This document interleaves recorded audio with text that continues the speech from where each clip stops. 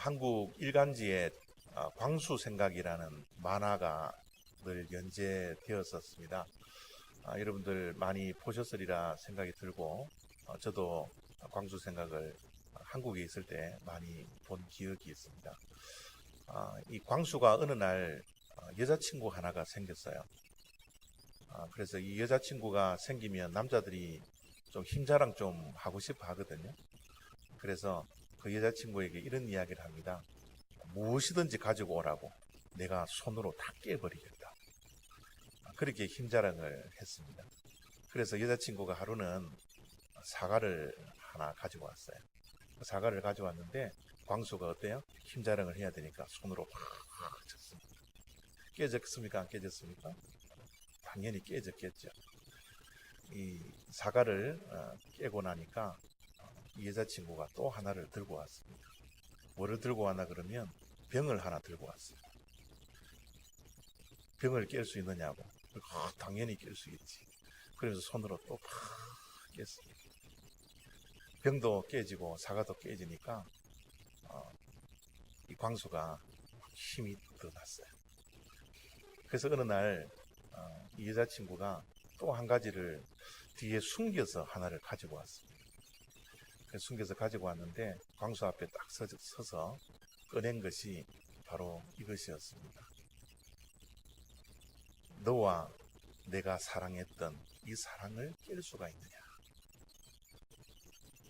그렇게 이야기를 하니까 이 광수가 저것도 깨야지 힘자랑이 될 텐데 도저히 깰 수가 없다고 고개를 푹 숙였습니다. 그리고 광수 생각을 이렇게 적었습니다. 사랑만큼은 깨어지지도 깨지도 않았으면 합니다. 사랑만큼은 깨어지지도 깨지도 않았으면 합니다. 여러분, 저런 사랑이 이 땅에 존재할까요? 이 땅에 영원한 사랑이 존재합니까? 사랑은 변하지 않습니까? 사랑은 영원할 것 같습니까? 여러분, 사랑은 영원할 수 있습니다. 그러나 사랑하는 사람이 영원하지 않기 때문에, 사랑하는 사람들이 부족하고 미흡하기 때문에 우리의 삶 속에서 사랑은 늘 깨어지기도 하고 깨어지기도 한다는 사실입니다. 여러분, 이 세상에 영원한 사랑은 없습니다. 이 세상에 변하지 않는 사랑은 존재하지 않습니다. 그러나 분명히 우리가 믿는 것은 영원한 사랑, 변하지 않는 그 사랑이 존재하는데 그 사랑은 다름 아닌 하나님의 사랑이라는 거예요. 하나님은 변하지도 변질되지도 않고 영원하신 분이기 때문에 그 영원하신 분이 사랑하는 그 사랑은 깨어지지도 않고 깨지도 않는 그런 불변하는 사랑이라는 것. 그것이 바로 하나님의 사랑이라는 것을 우리가 잘 알고 있습니다. 그래서 사도 바울은 로마서 8장 38절과 39절 속에 이렇게 말씀을 합니다. 내가 확신하노니 사망이나 생명이나 천사들이나 권세자들이나 현재일이나 장래일이나 능력이나 높음이나 깊음이나 다른 어떤 피조물이라도 우리를 우리 주 그리스도 예수 안에 있는 하나님의 사랑에서 끊을 수 없으리라. 사도 바울의 확신입니다. 여러분, 사망이 얼마나 힘이 세요. 사망은 모든 것을 빼앗아갑니다. 죽음은 우리의 모든 것을 빼앗아갈 만큼 강력합니다. 그러나 그 죽음도 하나님의 사랑에서 끊을 수가 없다라는 거예요. 생명이 얼마나 끈질깁니까? 그러나 그 끈질긴 생명이라 할지라도 하나님의 사랑을 끊을 수 없다라는 거예요. 이 세상의 모든 권세도 이 세상의 어떤 피조물이라도 그리스도 안에 있는 하나님의 사랑을 끊을 수가 없다라고, 내가 확신한다라고. 사도 바울은 하나님의 영원한 사랑, 변함없는 사랑, 그 사랑을 우리들에게 말씀하고 있는 겁니다. 하나님과 우리의 관계, 바로 이 사랑의 관계입니다. 하나님이 우리를 사랑하시되 변함없이 사랑하시는, 영원히 우리를 사랑해 주시는 이 사랑의 관계 속에 우리가 하루하루를 살아가고 있다는 겁니다. 하나님과 우리와의 관계, 이 사랑의 관계를 성경에서는 많은 관계의 언어를 가지고서 말씀을 해주시는데, 그 관계의 언어 중에 가장 대표적인 언어가 목자와 양이라는 관계입니다. 하나님의 영원한 사랑을 표현하기 위해서 하나님은 목자이시요 우리는 양이라는 목자와 양의 관계로 가지고 성경은 계속해서 우리에게 하나님의 사랑을 증거하고 있습니다. 특별히 이 관계를 설명하는 데 있어서 시편 23편은 우리가 너무너무나 잘 알고 있지 않습니까? 시편 23편 1절에 이렇게 말씀을 합니다. 여호와는 나의 목자이시니 양인 내가 부족함이 없으리로다. 양에게 목자가 하나님이 되신다면 우리는 부족함이 없습니다 라는 다윗의 고백, 이 사랑의 관계를 가장 적합하게 설명한 것이 시편 23편 1절이라는 사랑입니다. 예수 그리스도께서 이 땅에 오신 목적도 목자와 양의 관계를 가지고 설명을 합니다. 주님께서 이 땅에 2000년 전에 오셨던 이유, 그 목적이 무엇입니까? 잃어버린 한 마리 양을 찾기 위해서 오게 되었다. 잃어버린 양을 찾는 목자로서 이 땅에 오셨다라고 분명히 우리들에게 말씀해 주시고 있습니다. 오늘 본문을 보면 이런 목자의 모습을 예수 그리스도의 입술에서 이렇게 자기의 정체성을 말씀을 해 주시고 있는 겁니다. 나는 선한 목자라. 주님은 우리들에게 자기 자신이 누구인지를 알리고 싶은데, 그 알리고 싶은 언어가 나는 선한 목자라. 이 선한 목자가 예수 그리스도이신데, 이 선한 목자가 어떠한 목자인지를 우리가 알기 위해서는 반대의 개념인 악한 목자가 누구인지를 분명히 알아야 합니다. 선한 목자가 어떤 자가 선한 목자인지, 예수 그리스도가 왜 선한 목자인지를 알기 위해서는 예수님께서 악한 목자는 이런 목자라고 12절 속에서 말씀을 해주고 있습니다. 예수님의 말씀, 악한 목자는 싹꾼 목자로 주님께서 말씀을 해주시는데요, 싹꾼은 목자가 아니요 양도 제 양이 아니라 이리가 오는 것을 보면 양을 버리고 달아나나니 이리가 양을 물어가고 또 해치느니라. 악한 목자, 싹꾼 목자, 그들은 누구입니까?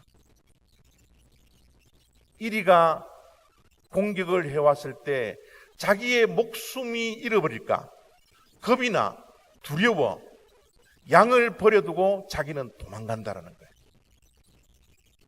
양을 지켜야 할 목자가 양을 버려두고 자기는 살려고 도망가는 목자, 이 목자는 악한 목자, 싹꾼 목자에 불과하다라는 거예요. 그 반면에 예수 그리스도는 나는 선한 목자라고 그러셨는데, 그 선한 목자는 누구입니까? 나는 선한 목자라. 선한 목자는 양들을 위하여 목숨을 버리거니와. 선한 목자와 악한 목자는 분명한 차이가 있습니다. 선한 목자와 싹꾼 목자는 분명한 차이가 있습니다. 그 차이가 무엇입니까? 선한 목자는 양을 위해 자신의 목숨을 버리고, 싹꾼은 자신을 위해 양을 버리고 달아난다라는 거죠.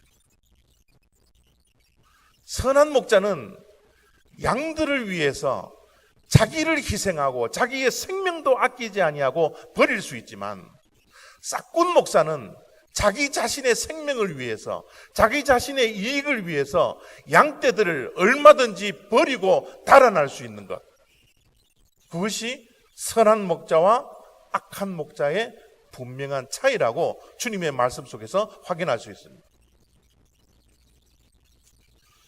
하나님 나라의 리더십은 세상 나라의 리더십과는 다른 것 같아요.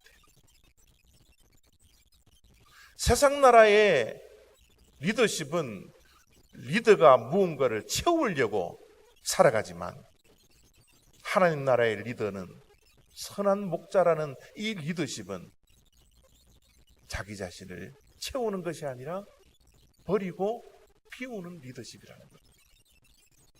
이 본을, 이 하나님 나라의 본을 예수 그리스도가 선한 목자가 되어서 이 땅에 오셔서, 이 땅의 하나님 나라의 목자들은 이런 리더십을 가지라고 주님은 본을 보여주시고 계시다라는 겁니다. 주님은 선한 목자입니다. 양들을 위하여 자기의 목숨을 아끼지 아니하고 버릴 수 있는 그 선한 목자, 그분이 바로 예수 그리스도라는 거죠. 제가 이 말씀을 준비를 하면서 갑자기 이런 생각이 들었습니다. 양들을 위하여서 목자가 생명을 버리는데 양의 가치가 어느 정도 되길래 목자가 목숨까지 버릴 수 있을까? 보통 우리가 나보다 더 가치 있는 것을 위해서 내가 가지고 있는 것을 버릴 수 있지 않습니까? 그러면 예수 그리스도께서, 목자 되신 예수 그리스도께서 보기에 양보다, 잃어버린 양 한 마리보다 자기의 목숨이 덜 소중하다라고 생각했기 때문에 목숨을 버릴 수 있는 것 아닙니까? 그렇다면 양의 가치는 과연 얼마가 될까? 양의 가치를 어떻게 평가할 수 있겠습니까? 양은 우리가 구입하면 양고기를 만들어 먹을 수 있겠죠. 또 한 마리 양을 잡으면 양털 옷을 만들 수 있을 겁니다. 과연 양털과 양고기를 만들 수 있는 양 한 마리의 가격이 과연 얼마나 될까요? 1,000불 될까요? 5,000불 될까요? 10,000불 될까요?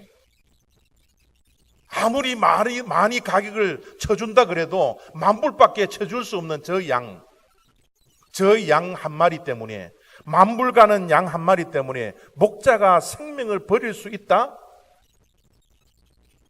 그것은 말이 안 되는 겁니다. 양은 목자에 비해서 무가치한 존재입니다. 그럼에도 불구하고 목자는 가치 없는 무가치한 양을 위해서 생명을 버리는 선한 목자라는 거예요. 그러면 양에 비유된 사람의 가치는 과연 얼마가 될까요? 저와 여러분들은 과연 얼마짜리이기 때문에 선한 목자 되신 예수 그리스도가 하늘의 보좌를 버리시고 이 땅에 오셔서 십자가에 죽이시면서까지 우리를 구원해 주셨습니까? 우리는 과연 얼마짜리입니까? 우리의 생명을 돈으로 환산할 수 없을 만큼 가치 있는 존재들이죠. 성경에는 세상과 바꿀 수 없는 생명이라고 말씀해 주고 있습니다. 세상과 바꿀 수 없는 생명을 가진 우리들, 가치 있는 존재라고 생각할지 모르겠지만 조물주 대신 하나님과 비교해보면 우리는 얼마의 가치를 가지고 있을까요? 아무리 생각을 해도 우리 인간은 하나님과 비교해 볼 때 무가치한 존재들입니다. 양이 목자와 비교했을 때 무가치한 것처럼 사람과 조물주를 비교해 보면 우리는 무가치한 존재임에 틀림없습니다.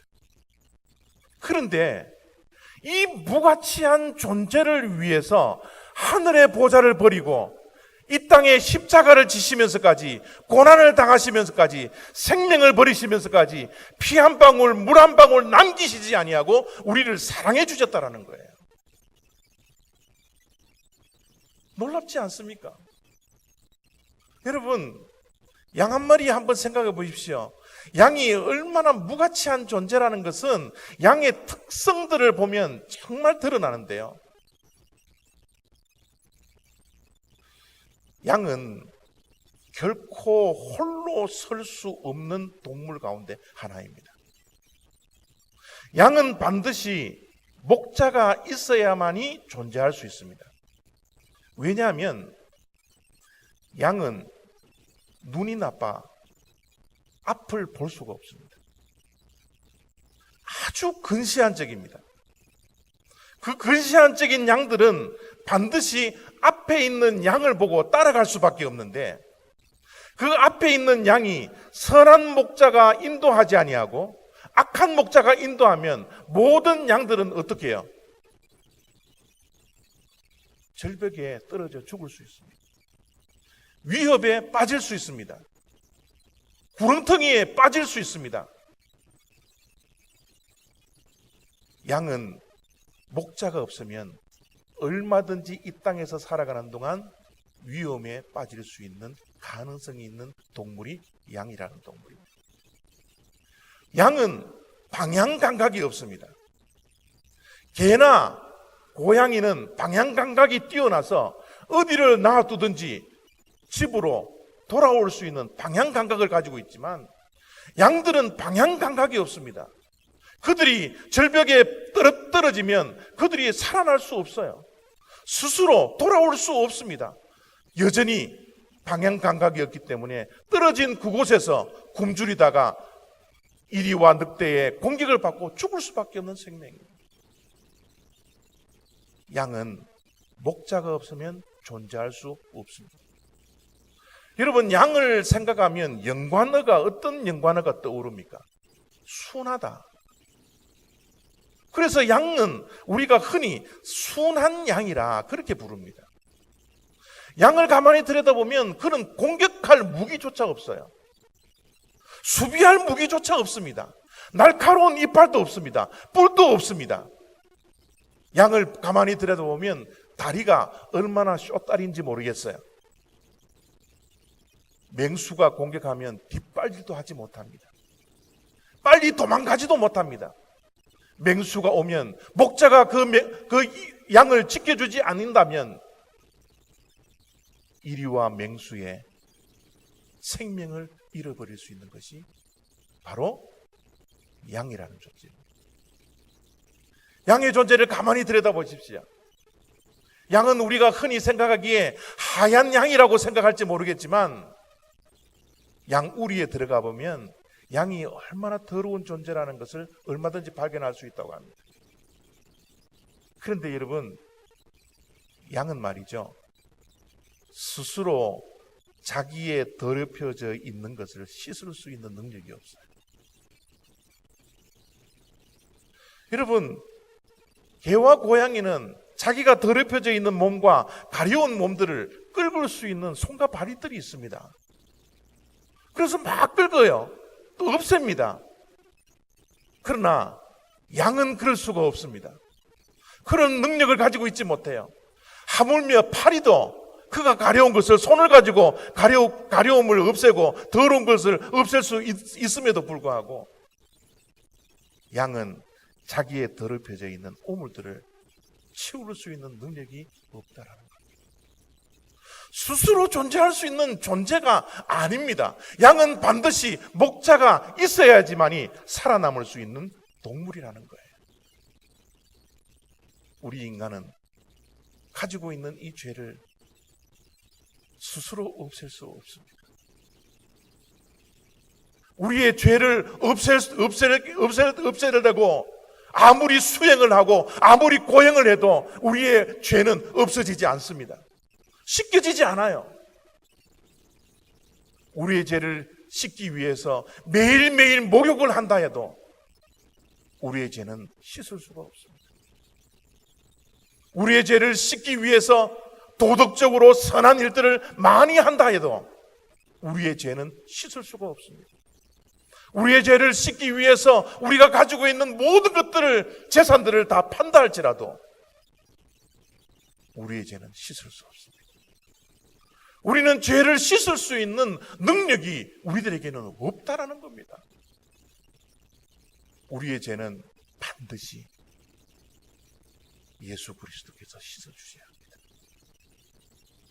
양들에게 묻어있는 그 더러운 오물들을 씻어낼 수 있는 것은 선한 목자가 해야 되는 것이, 우리의 죄를 씻을 수 있는 유일한 방법은 선한 목자 되신 예수 그리스도의 보혈로만 이 죄를 씻어낼 수 있다라는 사실입니다. 이런 무가치한 존재가 양의 존재예요.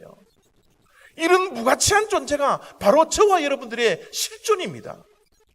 우리가 예수 그리스도의 보혈이 없이는, 예수 그리스도가 이 땅에 오셔서 십자가에 죽지 아니하고는 결코 살 수 없는 생명, 무가치한 인생,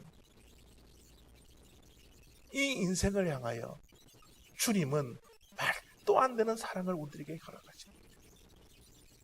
하나님의 사랑을 생각하면 무가치한 내 자신을 바라보고 죄덩어리인 내 자신, 생각과 마음과 온 행동과 언어와 모든 것에서 죄덩어리인 우리들을 발견하면 우리에게 말도 안 되는 사랑을 베풀어 주신 그 주님을 생각하면 우리는 눈물밖에 흘릴 것이 없어요. 주님 앞에만 나오면 이 벌레만도 못한 나를 구원해 주신 그 주님의 사랑, 말도 안 되는 그 사랑을 확인할 때마다 우리는 눈물을 흘릴 수밖에 없다는, 감사하며 감격하며 감탄하며 주님의 사랑에 눈물을 흘릴 수밖에 없는, 그 눈물을 흘려도 그 사랑을 갚을 수 없는 존재가 바로 우리들이기 때문에 늘 주님 앞에 손들고 나와 하나님께 감사할 수밖에 없는 거예요. 우리가 무엇이 간데 이 갚을 수 없는 이 사랑을, 말이 되지 않는 이 사랑을 우리들에게 베풀어 주셨습니까? 2000년 전 선한 목자가 되셔서 우리를 구원하시고 우리에게 생명을 주시기 위하여 이 땅에 오신 선한 목자 되신 예수 그리스도, 그분을 생각하고 기억할 때마다 우리가 해야 할 것은 다른 게 아니라 하나님 앞에서 찬양하고 예배할 수밖에 없다는 것. 이것이 하나님의 말도 안 되는 사랑을 경험한 우리들이 해야 할 것. 여러분, 주님의 사랑은 말이 되지 않는 사랑이지만 오늘 말씀을 가만히 들여다보면 하나님의 이 사랑, 그리스도의 이 사랑이, 그 지경이 우리의 생각을 초월하는 그 사랑이라는 것을 우리가 확인할 수 있는데요. 16절을 봅니다. 또 이 우리에 들지 아니한 다른 양들이 내게 있어 내가 인도하여야 할 터이니 그들도 내 음성을 듣고 한 무리가 되어 한 목자에게 있으리라. 여러분, 주님께서 이 땅에 오셔서 베풀었던 이 사랑의 범위, 이 사랑의 지경을 한번 가만히 보시기 바랍니다. 여러분, 이 세상의 사랑의 지경은 늘 자기의 울타리 안에 있습니다. 내가 좋아하는 사람 사랑하고요, 내 코드에 맞는 사람 사랑하고요, 내 가까이 있는 사람 사랑하고요, 내 편 사랑하는 것, 그리고 그들을 위해서 조금 희생하는 것, 이게 우리 사랑의 범위이지 않습니까? 그런데 주님께서 이 땅에 오셔서 베풀었던 사랑은 말이 되지도 않는 사랑일 뿐만 아니라 그 사랑의 지경을 가만히 들여다보면 세상이 결코 근접할 수 없는 넓은 사랑, 큰 사랑, 비교할 수 없는 그 사랑, 그 사랑을 베풀었다라는 것을 우리가 얼마든지 확인할 수 있잖아요. 주님의 사랑은 어떤 사랑입니까? 또 이 우리의 들지 아니한 다른 양들이 내게 있어 내가 인도하여야 할 터이니. 우리의 사랑과 다릅니다. 구별됩니다. 예수 그리스도의 사랑은 우리 밖의 양들까지 사랑하는 그 사랑이라는 거예요. 여러분, 우리는 하나님의 선택받은 민족이 아니었습니다. 우리는 하나님의 울타리 밖에 있었던 이방인들입니다. 예수 그리스도께서 이 땅에 오셔서 우리 밖에 있었던 우리들을 사랑해 주지 않았더라면 우리가 결코 이 자리에 앉아서 하나님 아버지께 예배드릴 수 없는 생명이라는 겁니다. 그 생명이 되었을 때는 정말 무가치한 인생으로 살다가 죽을 수밖에 없는 인생임에도 불구하고 우리 밖에 있었던 우리까지도 사랑해 주셔서 우리가 주님 앞에 이방인이었지만 하나님의 입양된 아들과 딸로서 살아가는 그 축복이 우리들에게 주어졌다라는 거죠. 지금 이 순간도 예수 그리스도를 알지 못하는 수많은 교회 밖의 사람들이 너무너무나 많습니다. 주님은 우리만 사랑해 주기 위해서 이 땅에서 생명 버리고 사랑해 주신 것이 아니라 주님의 비전은, 주님의 꿈은 교회 밖에 있는 모든 백성들이 주님을 믿고 주님을 따르는 주님의 양들이 될 수 있는 그 꿈을 가지고 이 땅에 오셔서 생명을 버리셨다라는 사실입니다. 그래서 여러분 16절 말씀 주님의 비전을 한번 보시기 바랍니다. 또 이 우리의 들지 아니한 다른 양들이 내게 있어 내가 인도해야 할 터이니 그들도 우리 밖에 있는 양들도 내 음성을 듣고 한 무리가 되어 한 목자에게 있으리라. 주님의 비전, 우리의 비전이 되어야 합니다. 주님이 꾸셨던 그 꿈을 우리도 꾸어야 합니다. 교회 밖에 있는 죽어가고 있는 양들을 향하여서 우리가 주님 주시는 생명을 나누어 줘야 하는 것이 교회의 사명입니다. 이 꿈을 이루어 가라고 우리를 먼저 구원해 주시고 구원의 도구가 될 수 있게 해 주셨다라는 것, 그 믿음의 반응을 우리들은 날마다 보여야 합니다. 예수님께서 오신 목적을 예수님은 분명히 이렇게 말씀해 주시고 있습니다. 도둑이 오는 것은 도둑질하고 죽이고 멸망시키려는 것뿐이요 내가 온 것은 양으로 생명을 얻게 하고 더 풍성히 얻게 하려는 것이라. 주님이 오신 목적, 첫 번째 목적은 양들이 주님이 주시는, 버리시는 이 생명을 얻는 겁니다. 그 생명은 바이오의 생명이 아닙니다. 조회의 영원한 생명입니다. 우리의 물리적인 생명이 다 한다 할지라도 영원히 살 수 있는 그 생명, 그 영생을 우리들에게 주시기 위하여 주님께서는 이 땅에 주님께서 가지고 있는 영원한 생명을 우리들에게 나누어 주셨다는 거예요.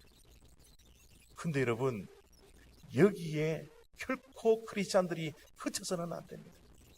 우리가 죽고 나서 얻어야 할 생명, 영원한 생명도 우리들에게 주어졌지만 주님께서 이 땅에서 그 영원한 생명을 누리며 살아가기를 원한다는 거예요. 그래서 주님께서는 말씀합니다. 내가 온 것은 양으로 생명을 얻게 하고 더 풍성히 그 생명을 얻게 하려는 것이니라. 더 풍성히 얻는 생명, 그 생명은 뭡니까? 이 땅에서 가지는 참 생명입니다. 이 땅에서 누릴 수 있는 참 생명입니다.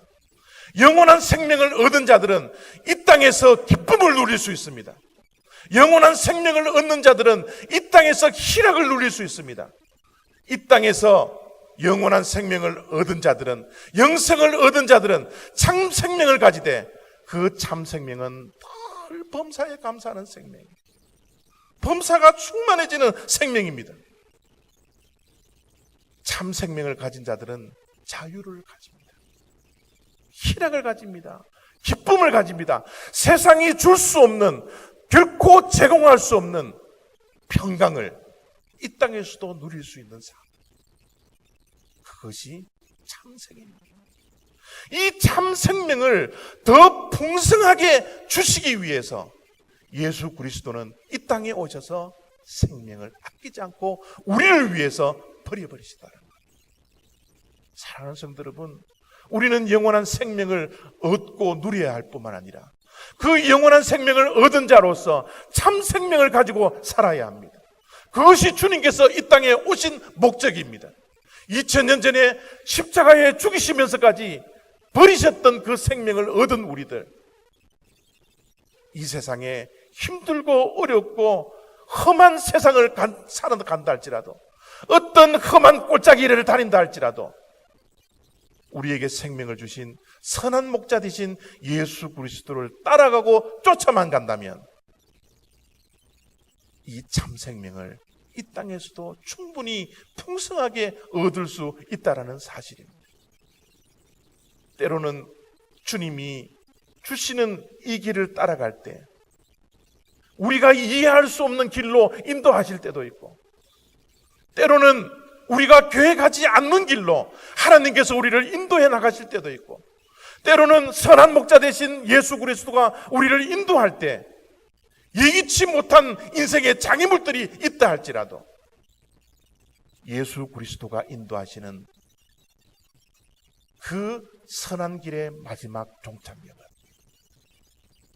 항상 옳고 항상 선하다는 것을 믿고 있기 때문에 우리를 위해서 생명까지 버려두신 우리의 목자 되신, 선한 목자 되신 예수 그리스도를 따라갈 수 있는 믿음이 우리에게 있다. 사랑하는 성도 여러분, 무엇을 쫓아가고 있습니까? 무엇을 따라가고 있습니까? 우리는 선한 목자 되신 예수 그리스도만 바라보고 그분만을 쫓아갈 때 우리들에게는 더 큰 기쁨과 더 큰 평안과 더 큰 감사와 더 큰 풍성함과 더 큰 희락이 참 생명으로 주어진다는 사실, 그 믿는 믿음으로 주님만 쫓아갈 수 있는 저와 여러분 다 되시기를 부탁드립니다. 기도하겠습니다.